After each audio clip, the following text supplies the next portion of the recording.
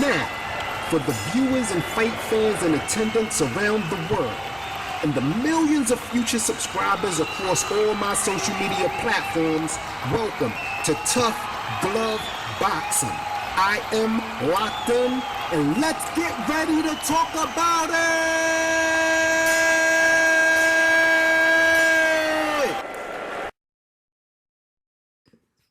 What's good, everybody? I'm locked in. Welcome to another episode of Tough Glove Boxing. You're going to see a few pictures flash across the screen today. We're going to talk about Ryan Garcia versus Tank Davis. I call it the fight that everybody's curious about, but nobody's really invested in seeing.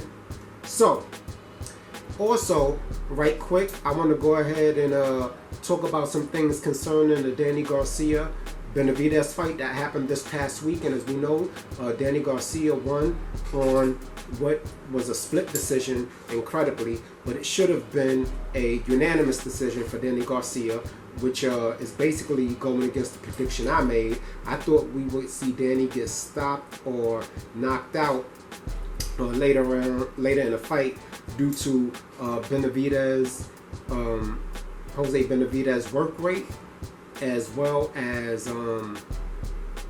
power, right?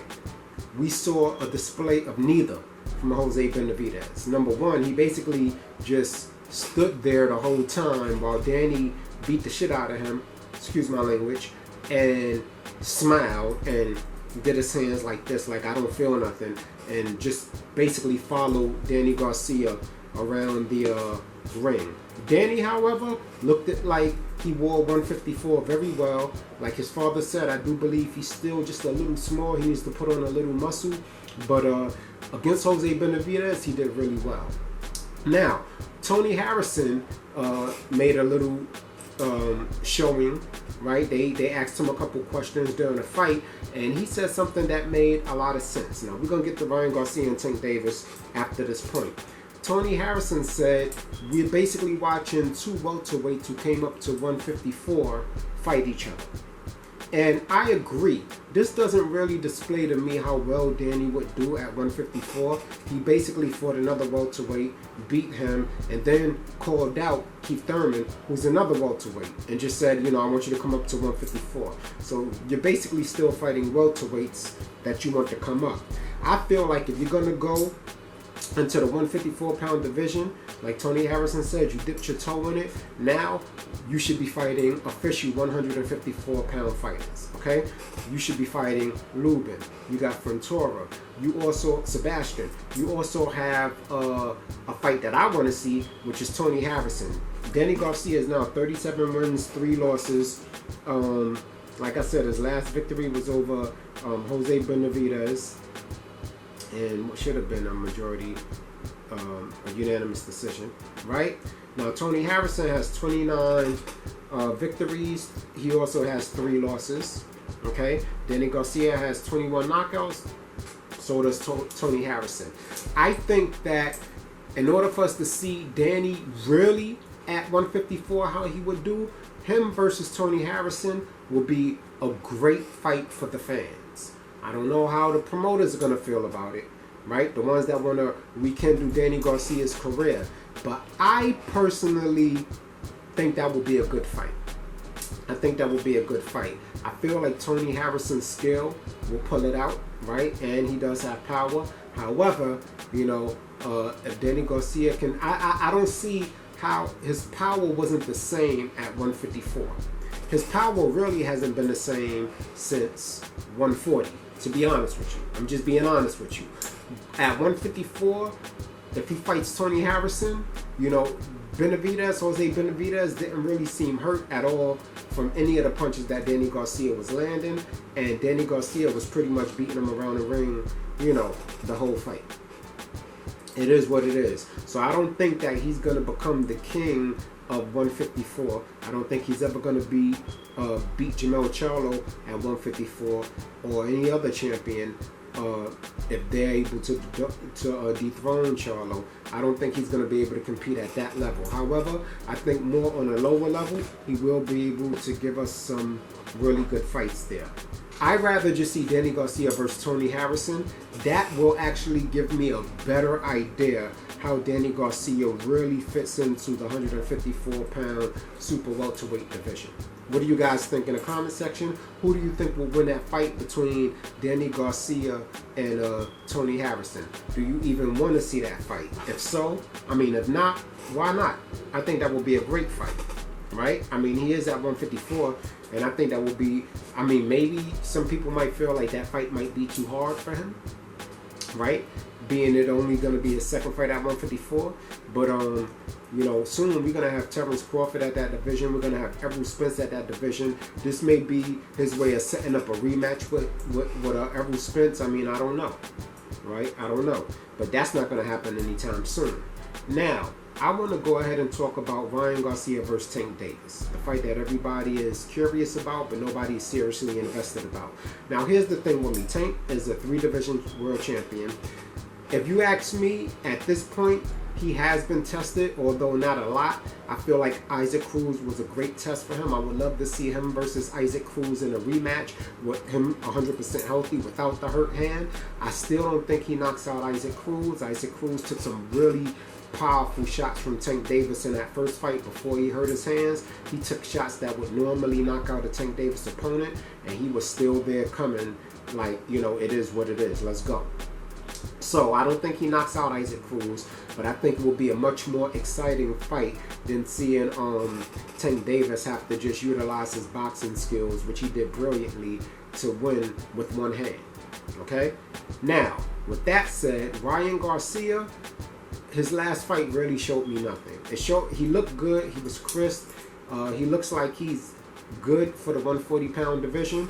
He wants to fight Tank Davis at 140.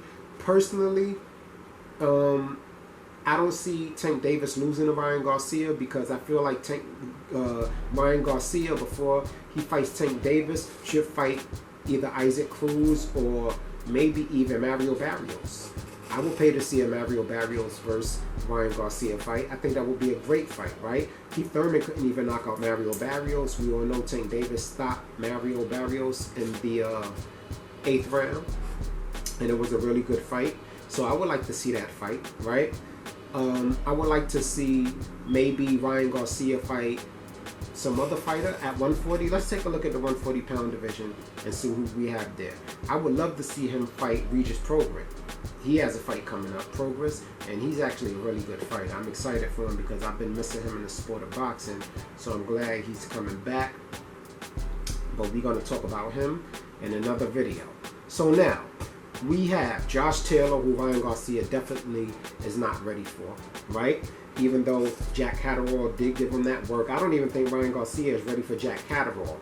Russell Antoine Gary, I think that will be a good fight, given Gary Antoine's performance against, who did he just fight? What's the guy's name?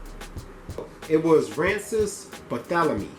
Okay, I should have remembered his name because I really enjoyed his performance in the beginning. He did give Gary Antoine Russell a few issues earlier in the fight, and it was nice to see Antoine Russell make the adjustment. I feel like Gary Antoine Russell would have eventually stopped him later on in the fight, but it was a great fight, and the fans really did get robbed of what could have been a really, really good, entertaining fight. I feel like the fight could have even been more entertaining than the main event, which was Danny Garcia. But why can't we get Ryan Garcia versus Gary Russell Antoine? Why can't we get why can't we get Garcia versus even Barthélemy, right?